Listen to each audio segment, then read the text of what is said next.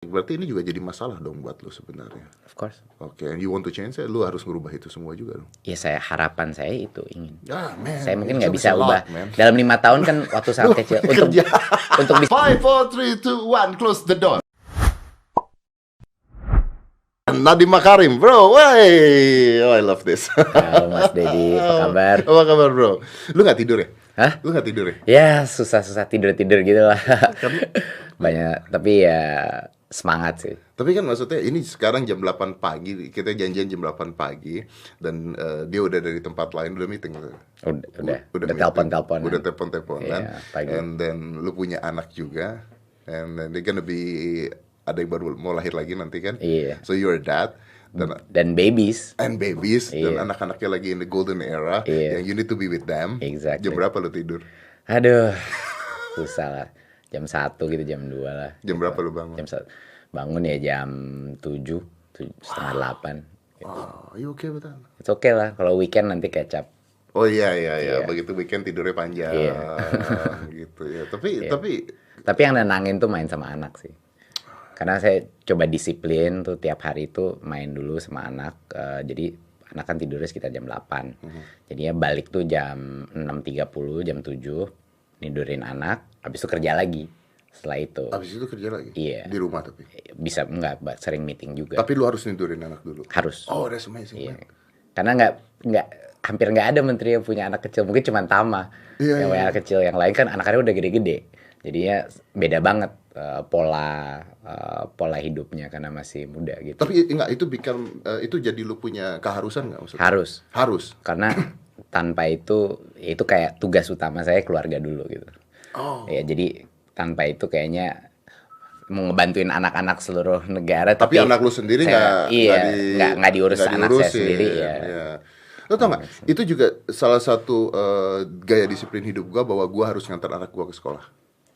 Karena buat gua itu adalah momen. Karena kadang-kadang dia udah ketiduran dulu, tapi momen ngantar ke sekolah itu adalah kita bisa ngobrol, kita bisa apapun, sibuk apapun harus. Jadi kadang-kadang gua harus bangun pagi yang gua masih ngantuk banget untuk nganterin dia sekolah. Tapi I keep it that way. Pokoknya harus. Harus, karena itu ritual itulah yang buat anak itu menciptakan suatu perasaan aman. Karena kita konsisten gitu, dan dia merasa aman bahwa di dalam rumah tangganya itu ada konsistensi, ada suatu hal yang nggak bikin dia anxious.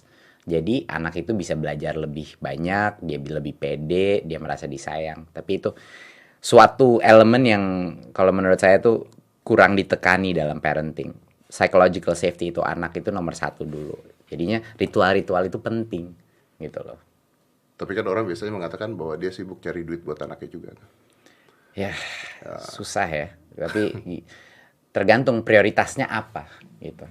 Banyak, kalau menurut saya banyak orang-orang yang sukses juga. Ada banyak orang sukses yang menjadi ayah yang baik juga gitu, atau ibu yang baik. Tapi juga banyak orang sukses yang menggunakan justifikasi karirnya dia untuk tidak melakukan hal-hal yang sebenarnya tanggung jawabnya dia. Gitu. Jadi buat saya sih, saya bersikap sangat keras mengenai ini. Menurut saya semua ayah itu wajib berpartisipasi dalam menggedekan anaknya. Dan itu adalah, bayangkan kalau tambah aja 20% aja, 30% tuh anak dibacain dongeng, bacain buku, atau dibacain cerita dan lain-lain setiap hari aja, misalnya 1 jam aja, itu luar biasa dampak kepada anaknya. Merasa dia punya 2 orang tua yang benar-benar care kepada dia. Dan itu bakal jauh lebih, dampaknya lebih tinggi daripada peningkatan mungkin karirnya tambah tinggi atau apa. Lu percaya bahwa itu akan ngerubah masa depan mereka? Ya jelas. Oke. Jauh lebih besar daripada peningkatan pendapatannya, terutama untuk yang kelas misalnya menengah ke atas gitu. Tentunya di tingkat ekonomi yang bawah sangat penting ya, kalau misalnya kebutuhan makan dan ya pangannya dia nggak cukup, ya jelas itu penting. Tapi kalau udah di ekonomi menengah ke atas, itu menurut saya waktu itu jauh lebih penting daripada dibeliin mainan, dibeliin barang-barang dan lain-lain. Waktu itu nggak bisa disubstitute, nggak bisa diganti dengan hal lain. Gitu. And it will change their attitude? Semuanya akan merubah attitude mereka, merubah cara mereka memandang orang lain, cara mereka melihat tantangan-tantangan hidup. Jadi hal-hal mereka jadi lebih kuat gitu. Jadi apapun yang mereka hadapi nggak apa-apa karena fallback-nya itu aman. Jadi mereka bisa mengambil resiko lebih besar. Ya. Itu juga kenapa mungkin banyak anak-anak di sekolah dibully nggak mau ngomong sama orang tuanya. Karena mereka takut ngomong sama orang tuanya. Karena bukan sebagai teman. Ketika dia ngomong sama orang tuanya nggak tahu tentang kehidupan mereka kok. Iya. Jadi akhirnya mereka diam-diam aja gitu ketika dibully. Iya. Karena itu gap itu bahwa ya budaya macam-macam ya. Tapi banyak sekali keluarga-keluarga di mana ada hubungan hierarkikal antara orang tua dan anak. Memang ada hubungan hierarkikal, tapi terlalu jauh gapnya. Sehingga nggak ada perbincangan yang bukan menggurui, bukan apa, tapi cuma curhat-curhat aja. Ya tapi kan itu masalahnya di Asia bro. Bahwa di Asia itu gap antara orang tua dan anak itu kan tinggi banget. Apalagi dari zaman dulu. Lu ngomong aja, pokoknya you cannot question it. Lu nggak boleh bertanya tentang benar apa salahnya orang tua. Kalau di luar masih lebih terbuka as a friend. Di Asia kan orang tua ngomong A ya harus A gitu kan. Akhirnya kan anak-anak jadi takut untuk ceritain apapun, termasuk pendidikan seksual. Iya. Dan itu nggak. Jadi karena tidak ada perasaan aman untuk bercerita apa adanya dan kondisi itu, semua hal-hal atau masalah-masalah yang dihadapi di luar rumah ataupun di dalam sekelilingan keluarga itu nggak terungkit gitu, nggak terbawa. Jadi orang tua pun nggak punya visibilitas terhadap apa yang terjadi, baik secara akademis ataupun secara sosial di sekolahnya. Dan itu masalah utama. Komunikasi antara orang tua dan anak itu luar biasa pentingnya. Kita ini di bidang pendidikan selalu bicaranya mengenai guru, kurikulum itu, tapi pendidik pertama itu orang tua. Ya. Mau kalau orang tuanya itu mengerti konsep, jadi gini, kalau lebih banyak orang tua lebih menjadi kayak guru dan lebih banyak guru menjadi lebih kayak orang tua, ini masalah kelar Mas Dedi. Gitu loh. Ini masalah kelar. Jadi tapi banyak sekali, mungkin banyak orang tua yang mengira bahwa pendidikan itu di outsource aja kepada sekolah. Dan dia tidak menyadari bahwa sebenarnya dampaknya dia kepada anak itu jauh lebih besar. Gitu. Kalau di rumah tangganya itu adalah orang tua yang berguru gitu loh ya. Kalau orang tua yang mendidik dengan cara kebatinan yang kuat dan lain, itu mau sekolahnya sebagus atau sejelek apapun, itu anak bakal oke. Itu anak bakal baik gitu. Tapi I'm agree to disagree. Jadi begini deh, gimana caranya lu mengatakan bahwa kalau orang tua menjadi guru dan kalau guru menjadi orang tua maka masalahnya akan benar? Bukan lebih menjadi. Oke, lebih menjadi orang tua. Tapi bukan akan benar, mungkin saya koreksi sedikit. Akan lebih baik. Akan lebih baik. Jauh lebih baik. Bagaimana caranya seorang guru bisa menjadi orang tua bagi murid-muridnya ketika gaji honorer guru aja masih 200.000 bro? Ya. How are you gonna solve that problem? Sulit sekali masalah itu di-solve karena kesejahteraan guru merupakan suatu isu yang sangat besar dan isu yang sangat rumit. Dan dari zaman dulu, bahkan sebelum lu jadi menteri itu sudah jadi masalah yang nggak pernah diselesaikan sama siapapun. Betul. Karena situasi dulu kita lihat kenapa itu bisa terjadi. Karena beberapa kali itu ada moratorium pengangkatan guru PNS sehingga ada defisit guru di berbagai macam daerah. Dan yang diangkat itu guru-guru honorer, baik dari kepala sekolah banyak yang mengangkat, baik juga dari ada beberapa yang dinas pun mengangkat. Jadi ini kondisi yang sangat rumit. Mungkin banyak orang tidak mengetahui bahwa sebenarnya Kementerian Pendidikan dan Kebudayaan itu tidak memiliki sekolah sama sekali. Bahwa semua SMA, SMP, SD itu adalah semuanya di tingkat daerah. Bahkan SMA itu miliknya pemerintah provinsi, ini negeri ya, negeri. Baik dan swasta pun pengelolaannya di daerah.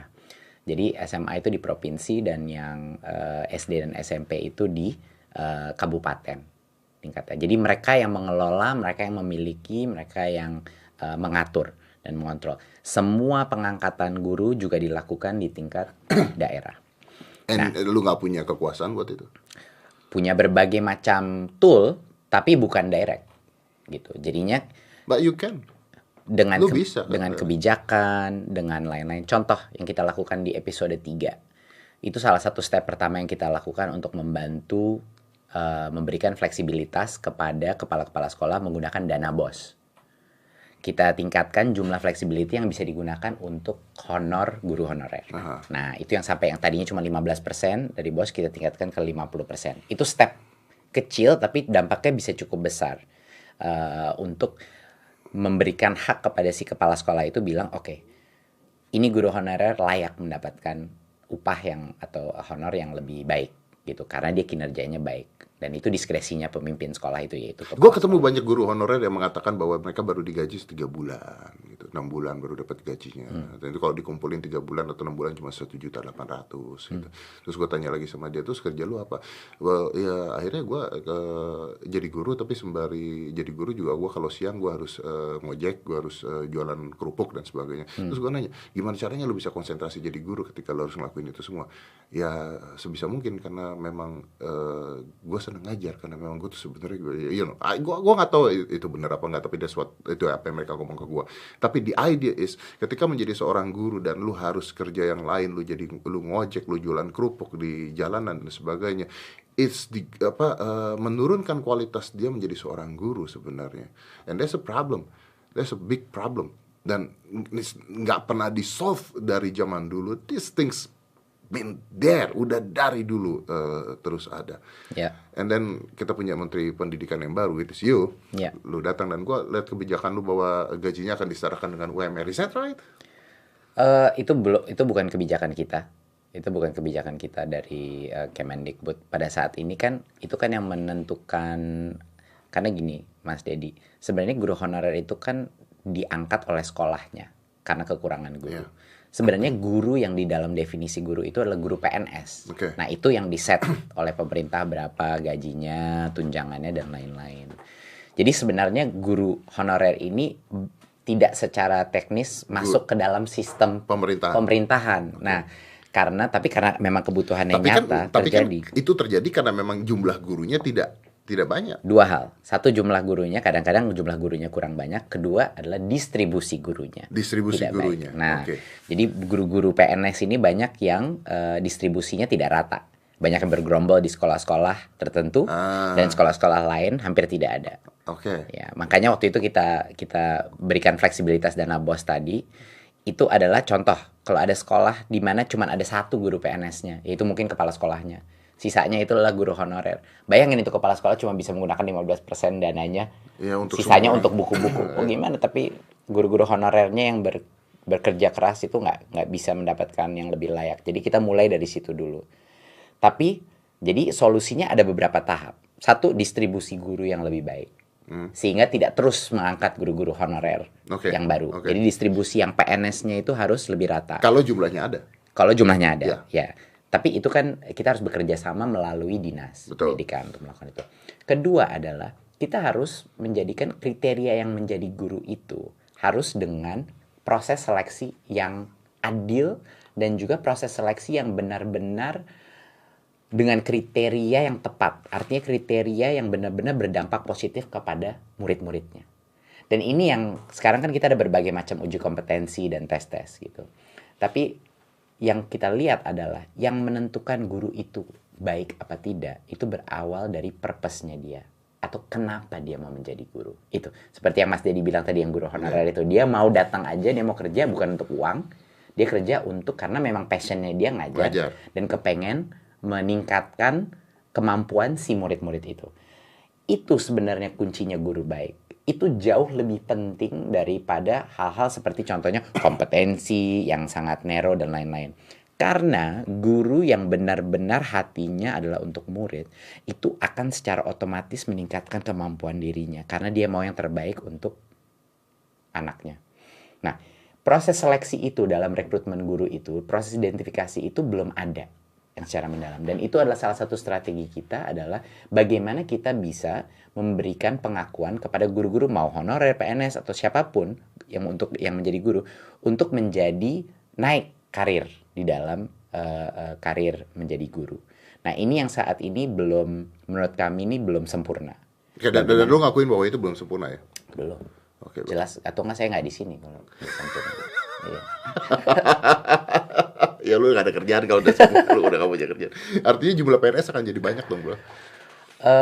Bukannya jadi banyak, kalau menurut saya harus tepat dengan kebutuhan jumlah murid yang ada. Kalau jumlah murid yang ada dan kita membutuhkan guru, ya itu adalah suatu berdasarkan supply dan demand. Dan kapan lu bisa mengatakan bahwa guru-guru honorer ini dan sebagainya akan terawat terus oleh negara kalau mereka memang benar-benar baik dan membangun bangsa? Kalau yang kuncinya adalah yang baik, yang Ya, benar-benar yang baik kita berkinerja, bicara. Ya, ya oke. itu kuncinya. Kalau menurut saya itu 5 tahun ke depan ini akan ya salah satu prioritas kita adalah untuk memfokus memastikan guru apapun mau dia PNS mau honorer yang terbaik harus mendapatkan apresiasi yang terbaik dari sisi karir, dari sisi kelayakan pendapatan, dari sisi dia diberikan hak-hak lain seperti contohnya mengajarkan guru-guru lain. Nah ini jadi banyak orang mengira nih sekolah itu kayak kita kasih aja KPI gitu sekolah, lalu sebagai kementerian kita harus memonitor itu habis itu meningkatkan KPI. Tapi ini bukan pabrik baju. Oke. Ini pabrik manusia. Ini luar biasa rumitnya dan kompleksnya. Jadi sebenarnya effort terbesar adalah untuk bagaimana kita mendevelop pemimpin-pemimpin akademis, yaitu guru-guru, sampai ke kepala sekolah, sampai dengan pengawas, yang terbaik, manusia terbaik. Jadi ini lebih seperti leadership development transformasi gitu. Ini lebih mengenai perubahan kultur di dalam sekolah-sekolah kita. Dan perubahan kultur itu harus terjadi dengan orang-orang yang mempunyai mindset yang baik, yaitu orang-orang dewasanya. Kedua, memberikan kebebasan bagi orang-orang baik tadi untuk berkreasi dan berinovasi. Karena tanpa itu nggak ada perbaikan. Kalau dia tidak diberikan otonomi untuk bercoba. 3 hal, banyak tanya, banyak coba, banyak karya. Itu metodologi yang harus selalu dilakukan dalam kelas. Dan yang ketiga adalah tentunya harus organisasi itu bukan cuma diberikan kebebasan, tapi diberikan resource untuk memperbaiki dirinya. Apakah itu melalui teknologi, apakah itu dengan transparansi budget yang baik, biar uangnya itu nggak transparan dan tidak disampingkan dengan berbagai macam oknum-oknum. Itu hal yang penting. Jadi ya kita harus pastikan orang-orangnya yang masuk terbaik menjadi pemimpin yang terbaik. Kita harus pastikan bahwa baik dari sisi kurikulum maupun kebijakan, beban administrasi dan kebebasan mereka untuk menentukan bagaimana cara mengajar itu bisa dijamin. Ketiga, dipastikan diberikan sumber daya yang cukup dan mumpuni. Dan yang terakhir adalah untuk memberikan mereka self-learning tools dan transparansi dalam budget. Oke. Gini bro, gue suka sama lo. Dari pertama kali gue ketemu lo, ingat gak sih gue pertama kali ketemu lo pada saat di Hitam Putih zaman dulu, terus Gojek pada saat itu, right? Ya. Dan gue suka sama lo apalagi ketika Gojeknya jalan dan sebagainya. I think you brilliant and you smart, lu pinter, lu brilliant. Gue suka sama lo. Tapi for this thing yang lu ngomongin barusan, kita punya pemerintah udah ngasih omongan ini like become sugar talk dari zaman dulu. Ngomongin tentang ini, ngomongin tentang nasib guru. Guru adalah pahlawan tanpa tanda jasa yang nggak pernah dikasih tanda jasa dan gajinya kurang gitu ya. Kenapa lu mikir lu bisa ngerubah ini semua? Why do you think? Mau banyak alasan. Karena mending karena kasih contoh ya. Di sugar talk ya udah dari zaman dulu orang tapi ngomong begini. Untuk terus terang aja Mas Dedi, kita dalam 100 hari nggak ada sugar talk-nya sih, kita langsung action. Jadi bayangin, kita dalam waktu 100 hari aja, kita sudah sekitar 12 kebijakan yang kita keluarkan. Ya gue tahu, makanya gue serang lu nya nggak di sana, gue serang lu nya adalah di guru honorer. Karena paling rumit. Karena paling rumit. Betul, saya dari dulu udah bilang, kalau saya nggak bisa janji sesuatu, saya nggak akan janji. Saya akan lakukan apa yang bisa saya lakukan sekarang. Tapi kalau ngomong-ngomong janji-janji kosong seperti waktu saya bilang itu sebagai guru-guru, saya nggak akan lakukan. Saya akan bilang kalau ini rumit, ini rumit. Jadi tunggu, sabar gitu. Yang masalah yang lebih rumit seperti itu. Karena memang decision maker-nya itu bukan hanya di kementerian. Kementerian malah decision maker yang kecil. Harus dinas, anggaran, itu gimana uangnya dan pendanaannya dari mana, dan lain-lain. Dan untuk yang 100 hari ke depan ini, saya bukannya merasa pede atau apa bisa melakukan ini, tapi dari 100 hari aja kita melakukan hal yang belum pernah dilakukan selama 10-20 tahun. Berapa dekade belum pernah dilakukan. Jadi tim kita ini di Kemendikbud merasa oke, kalau kita bisa mulai ini melakukan hal-hal seperti ini, seperti UN kita ubah jadi assessment kompetensi, kampus merdeka pertama kali 3 semester, bisa di luar prodi dan di luar kampus, itu kayak pasti Mas Dedi suka tuh ya gitu loh, ya kan, school of real world gitu kan. Lalu hal-hal seperti RPP yang tadinya berpuluh-puluh halaman bisa disederhanakan jadi 1 halaman. Ini walaupun kecil-kecil, tapi bos Mas Dedi waktu itu, yang bos itu dikirim langsung kepada sekolah itu. Dulu kepala sekolah sama guru-guru itu mereka 3 bulan 4 bulan tuh harus nalangin. Tadi kan Mas Dedi bilang nggak dibayar tuh 3 bulan. Itu setiap awal tahun banyaknya kepala sekolah dan guru-guru harus, kalau nggak minjem sama orang tua, gadein motor, gadein macam-macam, pinjem dari orang-orang nggak jelas di daerah. Itu semua terjadi cuman karena itu uang parkir dulu di Pemprov baru keluar. Jadi ada berbagai macam alasan administratif di mana terjadi penundaan. Simple kayaknya, kecil, kita transfer langsung ke sana tapi dampaknya besar gitu. Jadi kalau Mas Dedi tanya saya apakah saya pede untuk bisa membantu, iya. Apakah pede bisa menyelesaikan dalam 5 tahun? Belum tahu. Apakah mereka boleh menaruh harapan ke lu? Of course. Tentu itu tugas saya kok. I like that. Ya. Memang bukan hanya tugas saya, tapi ya udah jelas di tim kita gini aja. Prioritas nomor 1 adalah murid-murid di Indonesia itu belajar. Itu. Gimana murid-murid kita bisa belajar kalau orang-orang dewasa di sekolah-sekolah itu kebutuhan minimnya aja tidak terpenuhi. Jadi secara logika aja nggak masuk logika, betul. Iya. Karena kita kan sangat user focus kepada murid-murid. Nah, tapi kan nggak sesimpel itu. Artinya kita harus benar-benar memberikan yang layak bagi yang patut menerima. Itu kuncinya. Gimana nih kita mengidentifikasi guru-guru penggerak? Guru-guru penggerak itu ada yang PNS, ada yang honorer. Banyak guru honorer lebih baik dari PNS, ada juga beberapa guru honorer yang nggak begitu baik, gitu. Jadi itu yang seleksi proses itu, siapa yang patut menjadi benar-benar guru dan diberikan upah yang lebih layak. Itu adalah challenge utama saya sekarang untuk mengidentifikasi. Kenapa uang-uang itu bisa parkir di Pemprov? Memang dari dulu kan itu caranya mentransfer dulu ke Pemprov.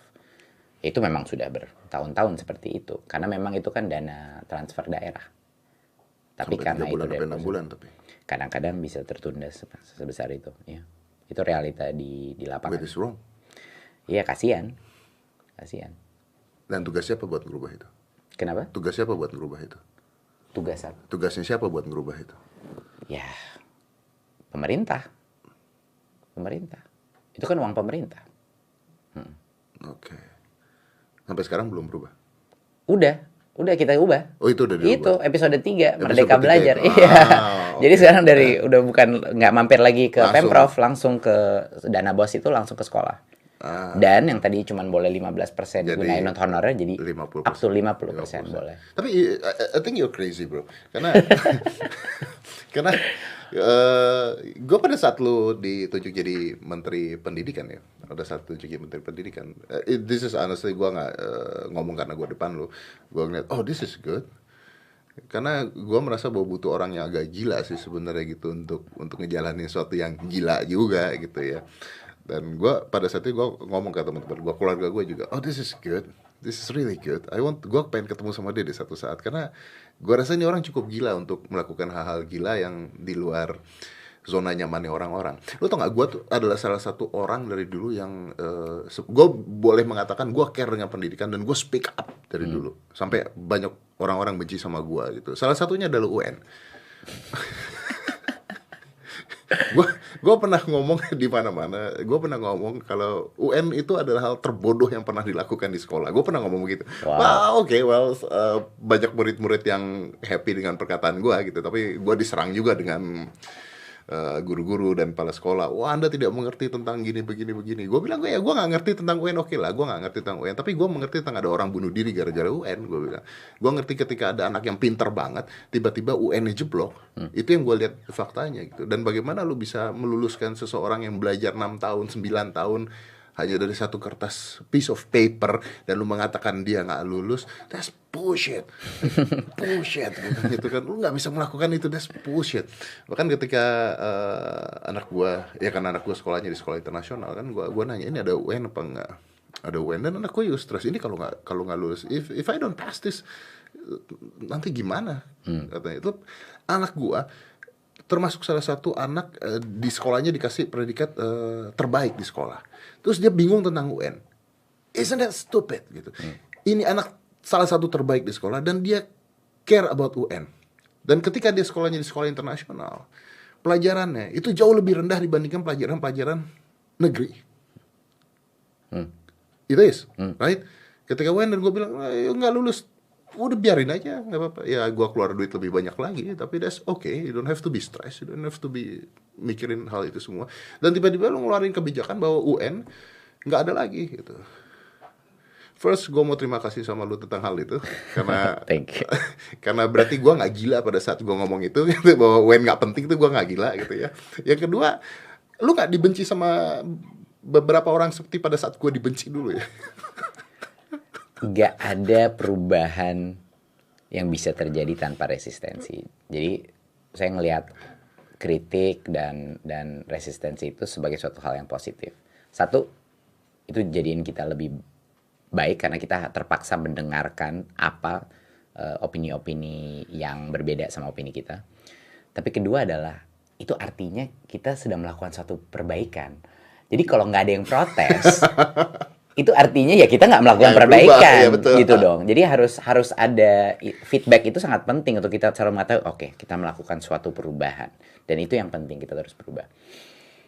Itu nggak mudah waktu kita mengganti. Itu bukan dihilangkan total ya. UN itu diganti menjadi untuk klarifikasi asesmen kompetensi, tapi yang sifatnya yang nggak bisa diafalin. Ya, kan itu kan. Itu kuncinya, ya, itu kuncinya. Dan itu luar biasa. Jadi untuk saya bisa menjelaskan, masyarakat malah yang udah ngerti, karena mereka banyak yang menjadi korban. Oh, iya. Daripada itu anak-anak banyak yang menjadi korban, masyarakat banyak yang menjadi korban, tapi malah banyak sekali instansi-instansi tertentu betul, tidak mengerti. Gue juga diserangnya sama instansi, bukan sama masyarakat. Keseringan argumennya itu adalah bahwa loh, UN ini kan merupakan suatu tool untuk menunjukkan kinerja itu anak, dan itu adalah keadilan karena anak dari manapun bisa ngambil UN yang sama, dan kalau dia skornya tinggi itu dia bisa masuk misalnya SMP unggul, SMA unggul.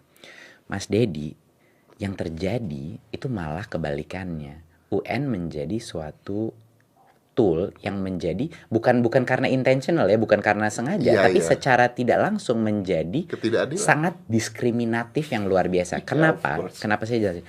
Karena metode konten UN yang begitu padat itu memaksa metode pembelajaran si murid itu menjadi hafalan, itu fokusnya, memori.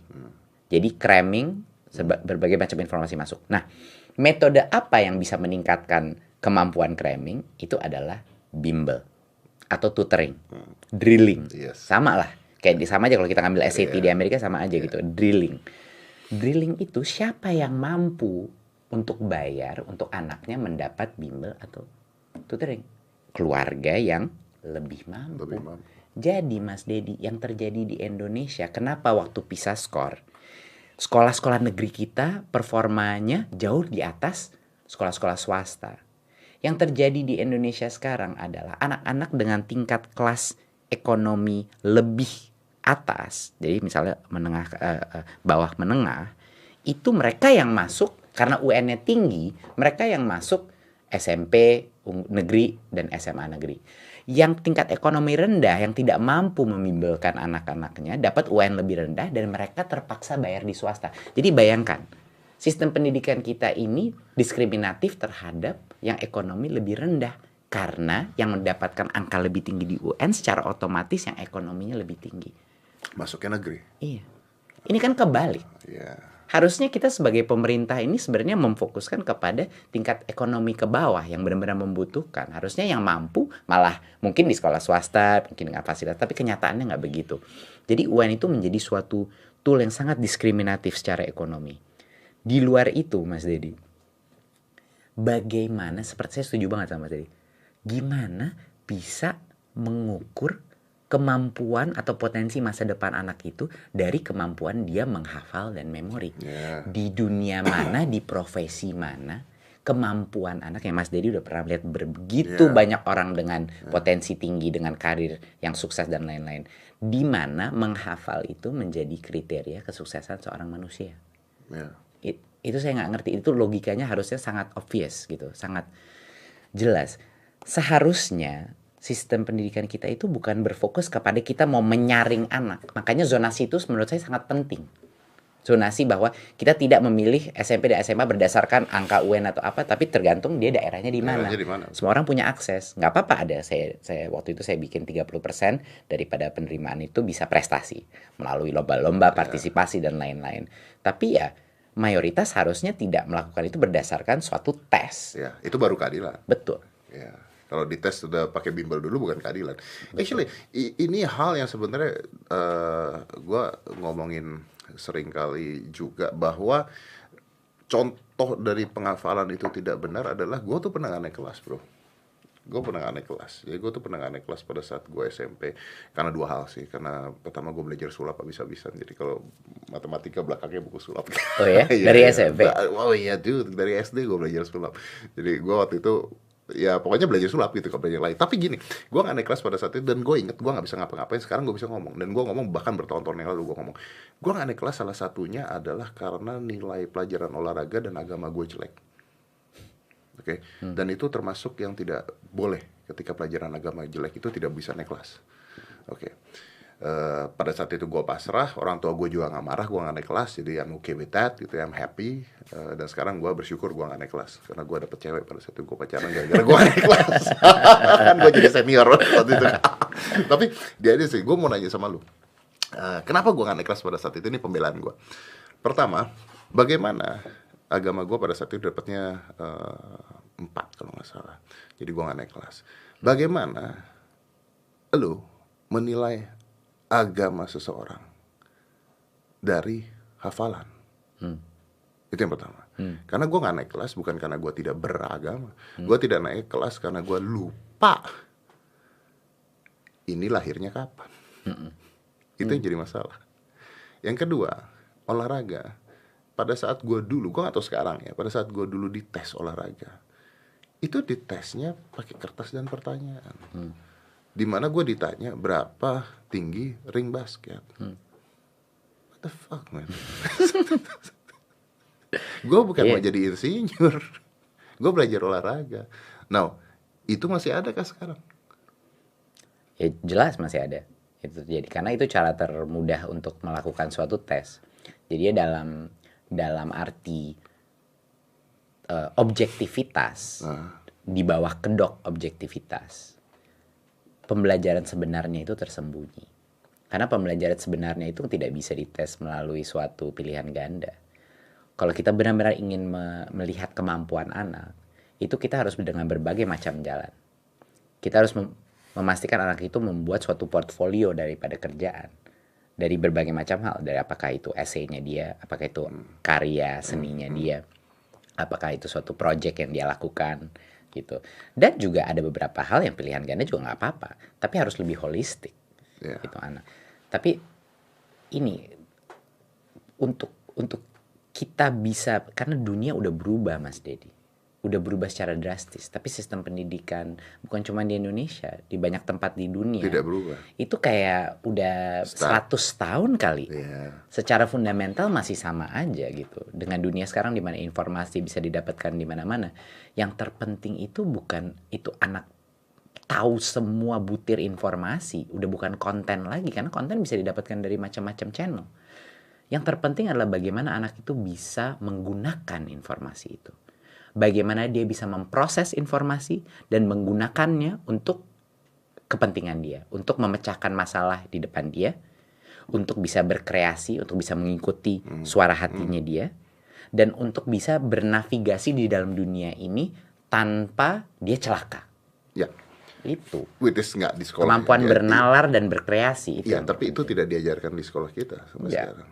ya ada, ya. tapi Mas Dedi ada sekolah-sekolah dan ada guru-guru yang sangat berfungsi. Itu namanya guru penggerak dan sekolah penggerak. Nah, itu ada tuh. Ada ya, oke. Tapi artinya kan ketika gua ngomong ini sama lu juga tertarik. Berarti ini juga jadi masalah dong buat lu sebenarnya. Of course. Oke, and you want to change it, lu harus merubah itu semua juga dong. Ya harapan saya itu ingin. Man, saya mungkin nggak bisa ubah. Man. Dalam 5 tahun kan waktu sangat kecil. Untuk bisa melakukan ini mungkin butuh kayak 15 tahun ya. Jadi saya waktunya kan cuma 5 tahun. Jadi harapan saya itu adalah untuk membuat suatu perubahan yang irreversible. Bro, lu kan menteri, bro. Lu kan cuma tinggal ngeluarin kebijaksanaan. Gue gak mau ini begini, gue gak mau ini begini. Just do it, man. Iya, tapi nggak, kenyataannya kan nggak semudah itu. Saya keluarin kebijakan aja. Saya juga nggak naif, Mas Dedi. Saya ngeluarin kebijakan, apakah diikutin? Apakah sampai turun ke bawah dan dirasakan oleh masyarakat? Itu saya harus monitor semua tahap. Jadi bukan cuma ngeluarin kebijakan abis itu saya tinggalkan gitu. Jadi kuncinya di execution. Kuncinya adalah nanti di lapangan apakah benar-benar terjadi apa tidak. Apakah dinas itu mendukung dan bekerja sama dengan kita. Apakah kepala sekolah mendukung, pengawas mendukung. Ini merupakan suatu suatu problem yang kompleksitasnya itu hampir infinite lah, bisa dibilang. Kayak cancer ya? Bukan, ini kayak machine learning problem gitu, yang luar biasa rumitnya dengan ribuan variabel. Karena kita dealing dengan manusia. Yeah, but you've been there done that ketika lu jalanin. Nggak serumit ini. Oh ya? Tapi good newsnya adalah saya memang agak mungkin benar Mas Dedi bilang, saya agak sedikit tidak waras karena saya senang problem-problem yang sangat rumit. Semakin rumit itu menjadi tantangan buat saya gitu. Jadi saya senang aja problem-problem yang paling kompleks. Apalagi kalau ada pembenaran sedikit pun, dampaknya kepada masa depan Indonesia itu luar biasa. Itu saya yakin. Makanya saya benar-benar waktu itu bilang bahwa pendidikan itu adalah kunci dari semua masalah di masa depan kita. 5, 4, 3, 2, 1, close the door.